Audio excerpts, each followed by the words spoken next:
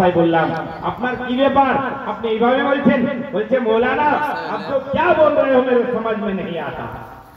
बोले अच्छा ব্যাপারটা কি? আমি বললাম क्या बात है इस तरह से बोल रहे हैं आप? बोले बाबू ये जो आंखें देख रहे हो ना इसकी बिनाई खत्म हो गई थी।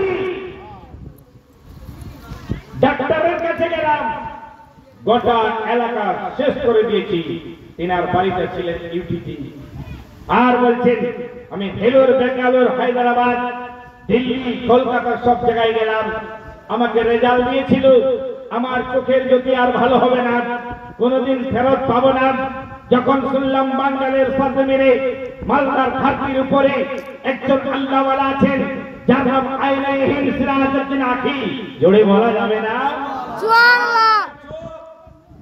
সিরাজ মানে রোশনি, আখ বলি না, আইনাইহিন সিরাজউদ্দিন আখি রহমাতুল্লাহ আলাইহি বলে ইনি রোশনি দিতে পারবেন আমার চোখে, আর কোথাও যাব না। বলে আমি এলাম, আসার পরে দরবারে দাঁড়িয়ে দেই কথা বলে গেলাম, সরকার ডাক্তার আমাকে ভালো করতে পারলো না, কিন্তু আপনার নাম শোনার পরে আমি আপনার দরবারে এসেছি। আজকে একটা মানব করে গেলাম, যদি 1 বছরের মধ্যে আমার চোখের জ্যোতি চলে আসে তাহলে আমি প্রতি বছর এখানে আসবো, আর একটা করে চাদর জড়িয়ে যাবো। জোরে বলা যাবে না সুবহানাল্লাহ। চ্যান্ডি বললেন ঠিক ওই জায়গাটা। আমি বললাম এখন কি হলো? বলে আমি এখানকার ফুল ধুলোগুলো নিয়ে বাড়িতে গেলাম আর প্রতিদিন ওটাকে লাগাতাম, এইভাবে করতাম।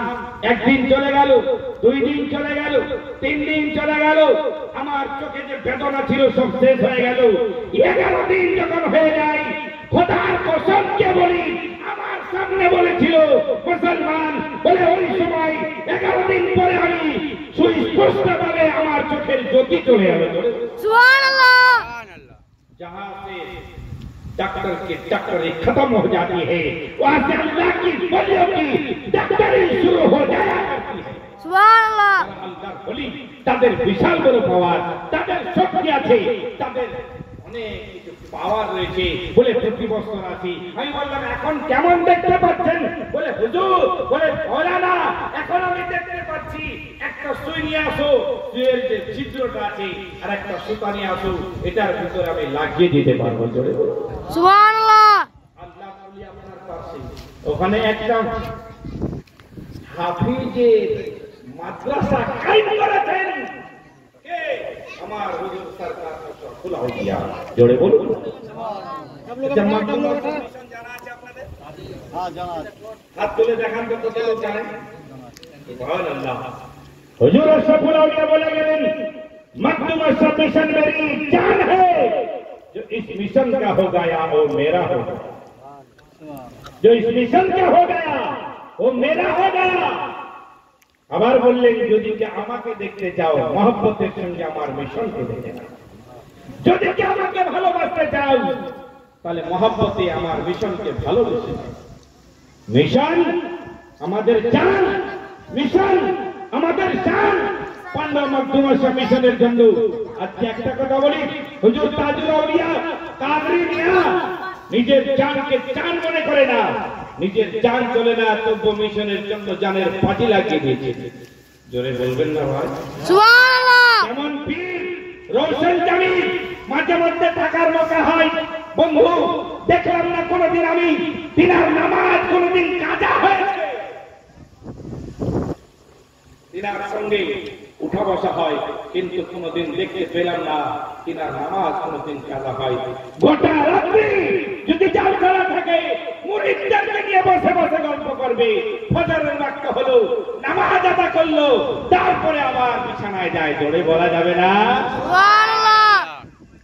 ই रोशन जमील जब तक पीके ना थे तो कोई पूछता ना था, तूने मुझे खरीद कर अनमोल कर दिया। ছোট্ট করে একটা কথা বলবো, আমার পীর মুর্শিদ হুজুর আশরাফুল আউলিয়া ইনি কে, এনার শক্তি কত। আমাদের এলাকায় একটা জায়গা আছে রায়গঞ্জ, নাম শুনেছেন? শুনেছি। রায়গঞ্জ নাম শুনেছেন না বাবা?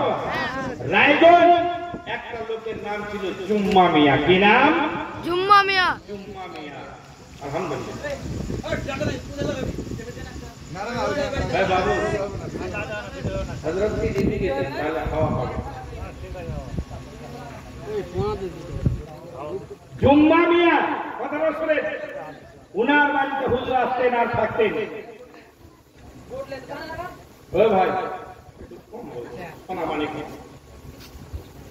উনার বাড়িতে হুজুর থাকতেন আর ট্রেনে সফর করার হুজুর খুব অভ্যাস ছিল ভালোবাসতেন ট্রেনে কাঠিয়ার থেকে ট্রেন যাবে আমাদের রাধিকাপুর একটা জায়গা আছে রাধিকাপুর গুগলে সার্চ করলে আপনারা পেয়ে যাবেন রায়গঞ্জ থেকে যাবে কালিয়াগঞ্জে ওই সময় मुरीद के बोले जुम्मा मियां कल सुबह के बजे ट्रेन है उन्हीं एक का टाइम दे दिलेन हुजूर 8 बजे है ठीक है ट्रेन पे चले गए कहा कालियागंज কোথায় যাবেন কালিয়াগঞ্জে ট্রেনে যাবেন সুবহানাল্লাহ ফজরের পরে ঘুমিয়ে গেছে ঘুমিয়ে যাওয়ার পরে ট্রেন আসার সময় হয়ে গেল